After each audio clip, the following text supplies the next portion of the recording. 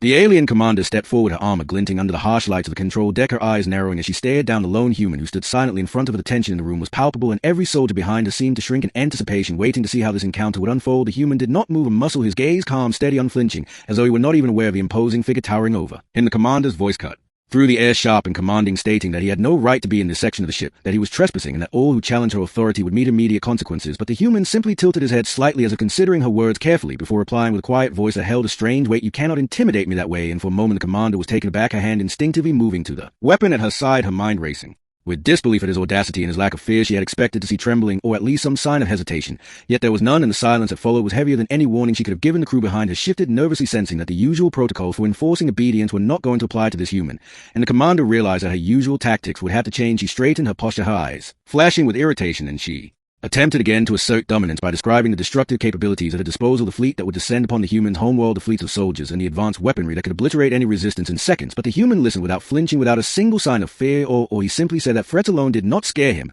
that he had faced dangers far greater than any she could conjure, and that he had seen what courage could accomplish when matched with intelligence and determination. And for a moment the commander's mind reeled at the idea that someone so small and seemingly fragile could hold such confidence, and her grip on her weapon tightened slightly, her pride wounded, but her curiosity piqued. She had not expected defiance to be delivered in such a calm manner, and she could not dismiss the sense of challenge it stirred within her. So she leaned closer, her voice dropping to a dangerous low tone, warning him that resistance would be futile, that every step he took toward defiance would be punished, and that his life was already forfeit if he continued on this path. The human met her gaze directly and said that life was never something to be forfeited in fear, that courage was the only way to preserve it, and that threats were empty if one did not give them power. And for the first time the commander felt an unfamiliar tension knotting her stomach, a sensation of doubt creeping in where certainty had always ruled in her.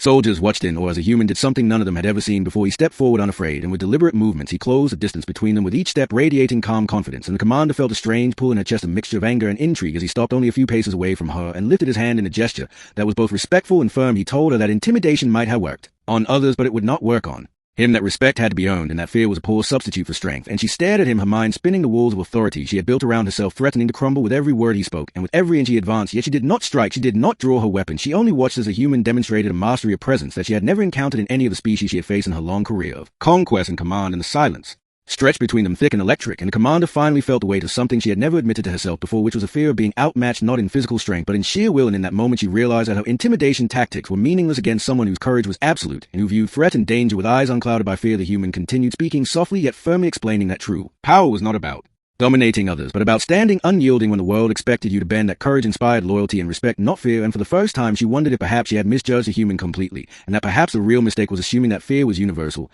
and that strength could be measured only by force. She found herself taking a step back involuntarily as he maintained his stance and spoke about the potential for cooperation, the idea that two beings from different worlds could achieve more together than through conflict alone. And her mind raced with images of strategies and alliances that had never crossed her mind before, and she felt the stirrings of a thought that was dangerous for Commander, which was a possibility that her empire might learn more from this human than he could ever learn from them. She struggled with the impulse to order him detained, to crush this defiance immediately. Yet another impulse rooted her to the spot, the desire to understand how he possessed such unshakable calm and confidence, and the realization that fear had never been part of his equation. In fact, the human's composure seemed to empower those around him. She noticed that even her soldiers shifted in posture, looking at him with something that resembled or rather than fear, and that stirred a strange mix of emotions within her: pride, shock, and a reluctant respect. And she realized that her mistake had been thinking that she could intimidate everyone in the room, and that the human before her was teaching her that intimidation had limits that were absolute when faced with true courage. And the human noticed her hesitation and continued to speak about the value of patience, the power of observation, and the necessity of understanding before action. He described scenarios where he had faced threats far more dangerous than Hayes, and how remaining calm and assessing the situation had led to success that brute force could never accomplish. And the commander's mind raced, trying to counter his arguments to assert control, yet she found no words strong enough to re-establish dominance, and the human's presence filled the room with a quiet authority that overshadowed her own. She had never been on the losing side of a negotiation of influence or confrontation, and now she faced someone who did not react with fear or submission, and that realization cut deeper than any blade or weapon she had ever known. Her thoughts went to her training, her experiences, her victories, all of them suddenly feeling irrelevant against a human who measured power differently, who defined strength in terms of resolve, not weapons, who commanded attention without raising his voice, and without threat. She realized she had underestimated the complexity of his mind and the depth of his confidence, and in that moment she felt the first hint of respect for an adversary in decades. And the human saw the change flicker in her eyes, and he continued, explaining that threats may silence others temporarily, but courage and conviction inspire action. That lasting impact comes from understanding and integrity, not fear. And Commander for the first time felt a vulnerability she had never allowed herself to acknowledge in public. She realized that her instinct to dominate and control were failing against someone who did not recognize fear as a tool, and that her weapons, while deadly, were meaningless in the face of someone whose mind was an impenetrable fortress. and she found herself questioning everything she thought she knew about leadership, authority, and power. She felt the stirrings of curiosity to understand this human's methods, his reasoning, his discipline, and the human noticed her hesitation and gently suggested that there was a different way to achieve goals that did not require intimidation, that alliances could be formed through trust, respect, and mutual understanding.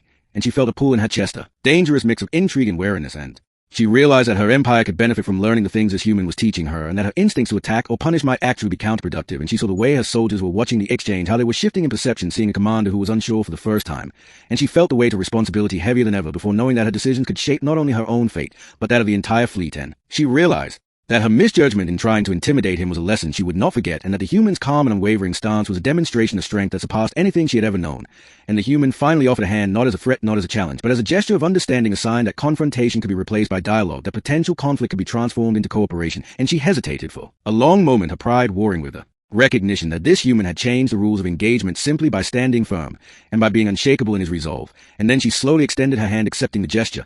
And in that act, the air between them shifted, the tension melted into a tentative respect, and the crew watched with astonishment as the alien commander who had attempted to intimidate a human found herself learning lessons about courage, humility, and the true nature of strength from the very person she had tried to overpower. And in that moment, the human spoke one final time, telling her that fear is a weapon that only works when others allow it to work, that respect earned through courage lasts far longer than respect obtained through intimidation, and that the world would remember those who stood firm, not those who ruled through terror. And the commander felt a weight lifting from her shoulders, a realization that her empire could achieve more through understanding than through domination. And she nodded, slightly acknowledging the truth in his words. And from that moment forward, the alien commander treated the human not as a subject to be controlled, but as an equal to be understood, a partner in strategy. And the human's presence began to influence the crew, inspiring loyalty, dedication, and a willingness to follow that had never existed before, all because she had underestimated him, all because she had assumed intimidation was universal, all because she had not considered the power of calm, unwavering courage. And as she looked at him, she realized that the biggest mistake she had ever made was thinking she could intimidate a human who stood entirely unshaken. And for the first time in her life, she welcomed the challenge, not because she wanted to defeat it, but because she understood that true strength came in many forms, and the human had shown her a form she had never known before.